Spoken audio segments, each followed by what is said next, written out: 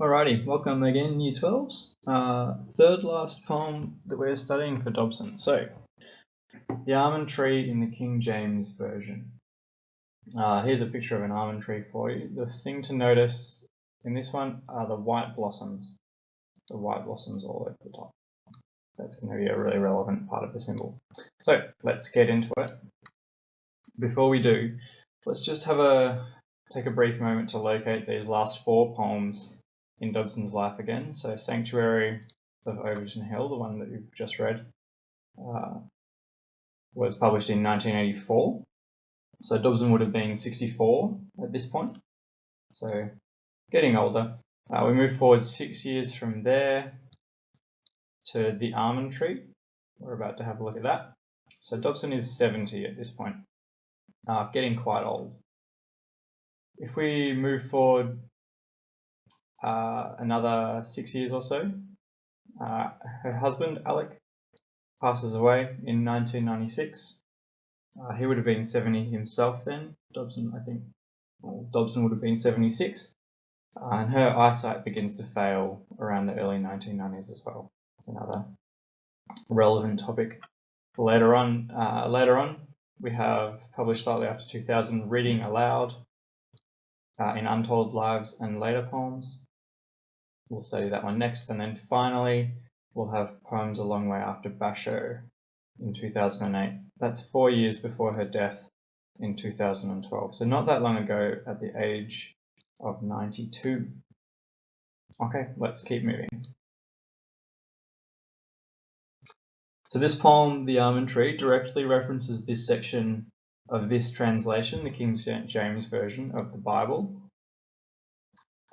So this is a particular chapter 12 of a book called Ecclesiastes in the King James Version. So have a quick read of this yourself. Maybe pause it, have a quick read, then I'll read it with you, and then we'll look at a separate version. So maybe pause it now. Okay, now keep in mind as we go through that the original text would have been fairly lyrical and poetic itself, but then it's also been changed a fair bit through translation. So if it needs a bit of massaging to get the meaning through, just bear with it. That's just the nature of it. So in this first section here, chapter 12, verse 1, so remember now thy Creator in the days of thy youth, where the evil days come not, nor the years draw nigh, when thou shalt say, I have no pleasure in them. Briefly means honor God while you're young, perhaps while you're in the springtime of your life. And then 2, while the sun or the light or the moon or the stars be not darkened, nor the clouds return after the rain. Possible double meaning here. I should mention as we go through that this whole section is about it's an image of age, as Dobson says in her poem. So it's describing age, and particularly getting to that age where you're close to death. So this section of the Bible, and this poem actually, is about how you approach death, or when death is approaching you. So 2, possibly this is a double meaning. Possibly things in your life are fading. The meaning of things, or the world, the value the world has for you is fading. But also possibly just in the physical sense, and probably actually more likely, this is about sight fading, so your eyesight fading. 3, in the day when the keepers of the house shall tremble, and the strong men shall bow themselves, and the grinders cease because they are few, and those that look out of the windows be darkened. It's describing the fading of the body with age. So grinders could mean teeth. The grinders cease, we stop eating because we have not many teeth left. It could also mean grinders of wheat. So we're stopping producing, stopping work. Windows likely means eyes. Again, windows darkened in the same way that the sun or the light or the moon is darkened. The eyes, the windows will be darkened. And moving on, and the door shall be shut in the streets when the sound of the grinding is low, work isn't happening or eating isn't happening. And he shall rise up at the voice of the bird, and all the daughters of music shall be brought low. So The door should be shut in the streets. We're not able to walk around and visit anymore. When the sound of the grinding is low, there's not much work happening. You can't work yourself or not eating as much. He shall rise up at the voice of the bird, meaning you sleep fitfully. Even bird calls, bird chirps, not very loud, wake you up, so you don't sleep soundly anymore. And then the daughters of music shall be brought low. You're unable to make much sound yourself, or unable to appreciate it, perhaps. 5. Also, when they shall be afraid of that which is high, and fear shall be in the way, and the almond-tree shall flourish, and the grasshopper shall be a burden, and desire shall fail, because man goeth to his long home, and the mourners go about the streets. Okay, so you'll be afraid of heights, perhaps of steps and climbing. Maybe you can't manage stairs anymore. You'll be afraid of falling. So a real fear. Fear shall be in the way of activity. It's a real fear for old people. And the almond tree shall flourish. Flourish here is a particularly interesting word to translate, but the almond tree shall flourish. The almond tree is a sign, flourishing is a sign of old age. So the almond tree shall flourish in that it will grow white hair, or you'll grow white hair. But flourish, like I said, is a particularly hard word to translate. It can mean blossom, as in will grow and live well, but it can also mean blossom, as in the blossoms will grow and fall. So flourish could be translated as fall off. The almond tree shall lose its leaves. So not only your hair will be white, but you'll start to lose your hair as well. Not the happiest of chapters, this one. And the grasshopper shall be a burden. Another one that we should investigate pretty closely, since it's referenced directly in the poem. So the grasshopper shall be a burden could mean two things. Likely, it means that even the weight of a grasshopper would be a burden on an old person's hand. So even the tiny weight of a grasshopper is too much for your old body.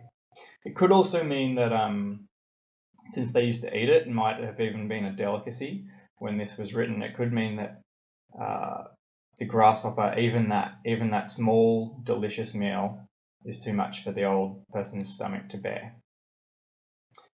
This would link in well with this next bit, and desire shall fail. Desire here meaning all the bodily desires, so desire to run and jump and eat and climb and drink and do everything, everything you want to do. Desire will leave you when you get old. Okay, because man goeth to his long home, and mourners go about the streets. Okay, man goeth at the end of his days, at the end of your life, to his long home meaning heaven. Long home, returning to the long home, returning to God. And mourners go about the streets. So, little fun fact, in ancient societies when this was written, it was not uncommon to pay mourners to stand outside your house, and depending on how rich you were, stand out there for quite a number of days actually, and they'd generally go about pretending to be really sad, sort of pretending to tear out hair and generally wailing. The more people were outside your house and sad when you died, the more social prestige you had. So mourners go about the streets, stand outside your house. Okay, 6 and 7, we're going to briefly look at. Or ever the silver cord be loosed, or the golden bowl be broken, or the pitcher be broken at the fountain, or the wheel broken at the cistern. You probably wouldn't be able to figure this one out, but these images were pretty directly related to parts of the body back at the time. So the silver cord is the spinal cord, when the spinal cord is loose, or the bone marrow.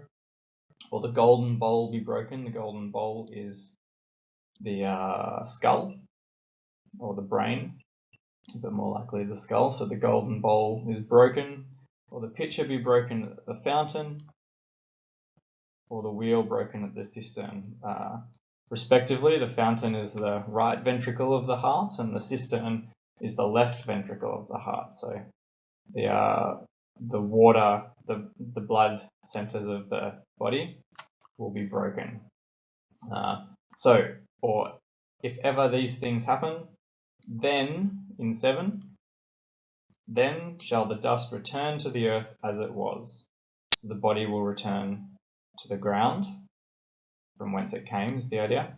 And the spirit shall return to God who gave it. And the spirit shall return unto God. And we know that this is a bit of a theme for Dobson. So the spirit shall return to God from whence it came, as the body returns to the dust. That's the idea. Okay, here's a slightly different translation for you now. Hopefully after having read that, you get the sense that this passage in the Bible that Dobson has written this poem in reflection on is about age. It's about age approaching death. She's 70, so she's quite old, and she's probably thinking about this. Knowing that, let's have a read of a slightly different translation. It does have, because it's a different translation, slightly different meaning, but I'm hoping it gives you a sense of the general message of this section in the Bible. So this is actually from a translation of the Bible called The Message. There are many, many different translations, but this one's slightly easier to understand for us, I think. So, honor and enjoy your Creator while you're still young, before the years take their toll and your vigor, your life force, or your energy wanes, before your vision dims and the world blurs and the winter years keep you close to the fire. I'll let you read the rest by yourself, and I'll move on. So if you want to have a read of that, just have a pause of this video, and I'm going to move on into the poem itself.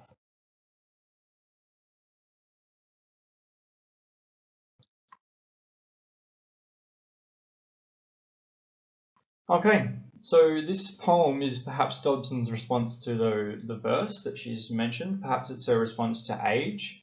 If it is her response to age or to the ideas in this poem, be thinking as we go through, what is her reaction? What is her response? What's the tone of her response? What's the content of her response to age and to approaching death herself? Of all her poems, this is the one that's perhaps the most reflective of a particular passage of the Bible. There are some particular references. So it is going to be useful to have understood each section of that verse. So if you haven't gone back and read that verse again with your understanding, you should do that, because otherwise you won't understand parts of this poem. All right, as normal, we'll do a read through and then we'll go through section by section after that. So, the almond tree in the King James Version. White, yes, pale with the pallor of old timbers, thistle stalks, shells, the extreme pallor of starlight. It is the almond tree flourishing, an image of age in the book of Ecclesiastes. Premonitions, like visitors turning the door handle, cry out, "It's us! It's only us!" And I, opening the door from the other side, reply, "Of course, you are expected." To memory I say, "You must be disciplined." To hands, "Do not tremble, be still." To bones, "Do not ache, remain flexible." To ears, "Do not be affrighted, it is only the voice of the bird." To eyes I say, "Be faithful, stay with me. Do not, looking out of the windows, be darkened." Yes, it is as I have always been led to believe. Premonitions, recognitions, the need for acceptance. The almond tree shall flourish, and the grasshopper shall be a burden. It is all in the 12th chapter of Ecclesiastes. All right, let's start going line by line. So the first 2 lines are a description. They're an image, a description of an image of age of the almond tree. So white, yes, pale with the pallor of the old timbers. Thistle stalks, shells, the extreme pallor of starlight. It is the almond tree flourishing. I have that word again here, flourishing. An image of age in the book of Ecclesiastes. So, how is the almond tree described by Dobson? Well, up here, white, pale with pallor. So pallor being a pale skin color, like when your face drains of blood. It has a white pallor. The extreme pallor is starlight, something that's a bit faded here. Thistle stalks, not growing well, shells, empty shells, translucent shells on the beach perhaps, whiteness. We get the sense of faded colour, old age, old timbers that have lived their life. So very much in keeping with the images of the verse that she references in line 2, so an image of age in the book of Ecclesiastes. This is her response to that verse we've just looked at. Next, premonitions, like visitors turning the door handle, cry out, "It's us, it's only us." Okay, so we have at the start, an image of age, the almond tree, and particularly this keyword flourishing.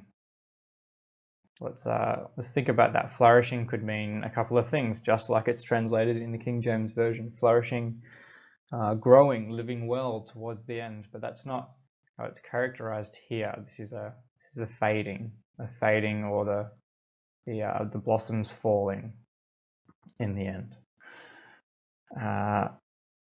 This is obviously a direct reference to the Bible verse we just looked at.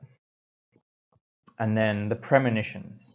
They cry out, "It's us, it's only us." Premonitions coming from where? Well, coming from this section in the book of Ecclesiastes. So premonitions of age. What is age going to be for Dobson? She's thinking about it. She's read this section. She's having these visions of the future. Premonitions are visions or images of the future, and they're coming to her from this book.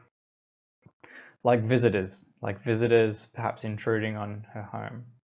And I, opening the door from the other side, reply, "Of course, you're expected." Notice how short these sentences are, how brief, how concise. So what is the tone of Dobson's response to these premonitions? It's, as you've seen, it's not a happy vision of age. It's not a happy vision of our body and of decay. It's pretty terrible, sad vision of the way our bodies break down and die before the spirit returns to God. So what's her response to that? What's the tone of Dobson's response to this? What adjectives can you think of to describe Dobson's response? Keep thinking throughout this, but these don't seem scared to me. They don't seem unconsidered. Of course, you are expected. Perhaps some words you could use: accepting, simple, concise, mature. This is a thoughtful response to impending decay or death. Perhaps these could be linked to a change in her style over her lifetime. She wouldn't have this shortness of sentence, the simplicity of word choice, this shortness of stanza is really atypical for her earlier work. So it's quite a change over her lifetime. Okay, let's think about that for a second. So we have these first 4 stanzas, just couplets, just 2 lines. And they're referring to her coming upon this image of death, of premonitions. So they're couplets, they're unfinished lines, mostly, the first 2. Halting, stuttering perhaps. She's catching her breath at the end, going from image to image, except for the last one, which feels quite considered. And I, opening the door from the other side, reply, "Of course, you're expected." Perhaps she sort of catches her breath at the end here, before moving into this longer, more considered, very structured stanza. So, to memory I say, you must be disciplined. To hands, do not tremble, be still. To bones, do not ache, remain flexible. To ears, do not be affrighted, it is only the voice of the bird. So how does the rhythm change with the line structure in this section? How does this add discipline, perhaps? How does this reflect maybe the progression of her thought in response to this image? Have a think about that. How does that add a layer of meaning to Dobson's message? And of course, we should think about the content of this as well. Dobson has read about these premonitions of bodily decay.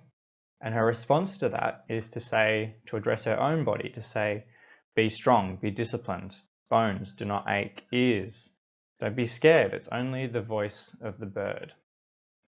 The voice of the bird here is, of course, a direct reference to the bird in the Bible verse that we just looked at, the one that startles the old out of sleep in the verse. She's saying, hey, don't worry about it. It's just a bird. You can go back to sleep. Okay, last 3 stanzas here. So, to as I say, be faithful, stay with me. Do not, looking out of the windows, be darkened. She's saying, I'd like to hold on. I want to hold on to the integrity of my body. Please stay with me. Unfortunately, for Dobson herself, this is a bit ironic or somewhat prophetic, because her eyesight did begin to fail not too many years after this. So do not looking out of the windows be darkened. Of course, that's another direct reference to the Bible verse again. So her response to these premonitions, let's not do that. I'm not going to do that. Unfortunately, it did prove true for her that she eventually lost most of her eyesight, I think. Yes, it is as I have always been led to believe. Premonitions, recognitions, the need for acceptance. Okay, so though I command my body to stay strong, yes, it's always as I've been led to believe. Here are my visions of the future. Here are recognitions. This is a sort of accepting stanza here at the end. Even though I tell my body to stay strong, this will happen. I have to recognize that this is happening. Age is happening. Death is coming, perhaps. And there is really important line in this, the need for acceptance. Now, this could be in relation to a few things. So the need for acceptance, obviously, of the impending bodily decay, that maybe her eyes will fail, maybe her bones will become less strong, maybe she will be able to sleep less soundly. But also perhaps the idea that the word of the Bible is correct. There's a need for acceptance that the word of the Bible is correct. So these premonitions that I've been told about through my faith, through belief in God, from God, I recognize in my own life, and I need to accept this. My faith has been justified, perhaps. Could be that we have to recognize age, the need to accept age. I accept my age. I'm coming to the later portion of my life. Or it could even be I accept impending death. Death is coming, and there's a need for acceptance of that. Now, we should also look briefly just above. So, it is as I have always been led to believe. Perhaps this line is more than just a recognition that old age is as this verse suggests, but it could also be the suggestion that her faith has been justified. So, as I've always been led to believe, I'm finding that my faith in the Bible, in God, is justified, is confirmed as I get older. So as she gets older, she's more and more confident, perhaps. Okay, the almond tree shall flourish and the grasshopper shall be a burden. Now we know that that's a direct quote, which is why it's italicized in the poem here. The almond tree shall flourish and the grasshopper shall be a burden. So the need for acceptance, perhaps, of this as well. It is all in the 12th chapter of Ecclesiastes.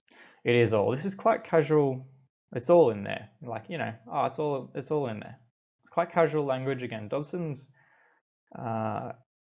does do this. She uses casual language juxtaposed with the deep and the divine in life. So perhaps suggesting that there's depth to be found in ordinary things, or that we need not go searching far for meaning. It's already laid out before us. The simple things in life, the casual, the everyday moments, they're the important things where the depth is found. Perhaps that's something you can try and look for, the casual language in her other poems. All right, it's all in the 12th chapter of Ecclesiastes. So perhaps this last line might be a call to rely on her faith. So again, the need for acceptance, or it is as I've been led to believe. It's all in here in the 12th chapter of Ecclesiastes. So perhaps this is a call to rely on her faith, a reminder, or a call for others perhaps to look to the Bible for answers to life's questions or experiences. Okay, some things for you to do. Now that you've read this, I'm hoping that you've made notes as we've gone through.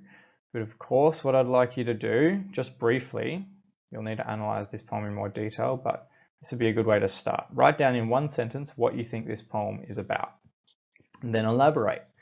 After you've done that, what images or symbols inform your interpretation and build this up? Think particularly of language techniques or symbols. Something like Dobson uses the symbol of a, what, to, what. What's the effect on the reader?